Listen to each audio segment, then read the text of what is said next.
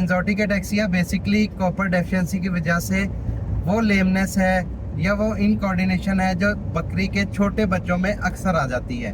तो ये anxiety ataxia जो है वो ज़्यादातर दिखने में आता है 2 महीने से छोटे बच्चों में।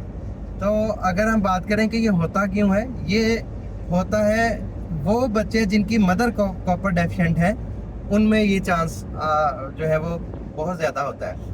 अब कॉपर डेफिशिएंसी होने की वजह से इस तरह की साइंस क्यों आती है कि जानवर लेमनेस शो करता है या इनकोऑर्डिनेशन करता है या पिछली टांगे उठा के बड़ा वियर्ड सा समटाइम जो है वो चाल चलता है। तो ये कॉपर की डेफिशिएंसी की वजह से जो नर्व्स के ऊपर माइलियन शीथ होती है वो डैमेज होना शुरू हो जाती है। जैसे ही माइलियन शीथ डैमेज होती है तो इनकोऑर्डिनेशन स्टार्ट हो जाती है। तो लिहाजा इस तरह के प्रॉब्लम से बचने के लिए आप कोशिश करें कि बकरियों के अंदर कॉपर के जो सप्लीमेंट है उनको लाजमी तौर पे इस्तेमाल करें।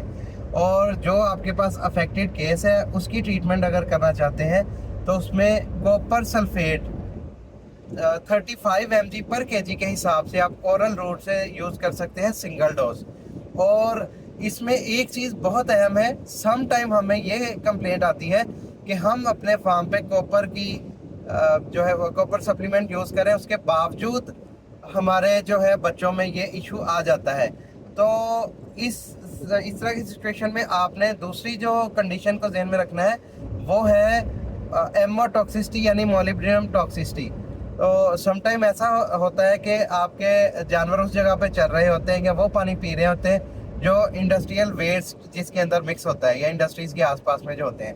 तो उसमें होता है कि क्या है कि अगर आपके जानवर के अंदर मोलिब्डेनम है ना, उसकी एक्सेस है, तो वो आपके जानवर के रिमन के अंदर से, चाहे वो फीड के अंदर से कॉपर आए चाहे आप सप्लीमेंट के तौर पे दें, उसको बाइंड करके तो बाहर निकाल देगा, वो बॉडी के लिए अवेलेबल नहीं होने देगा।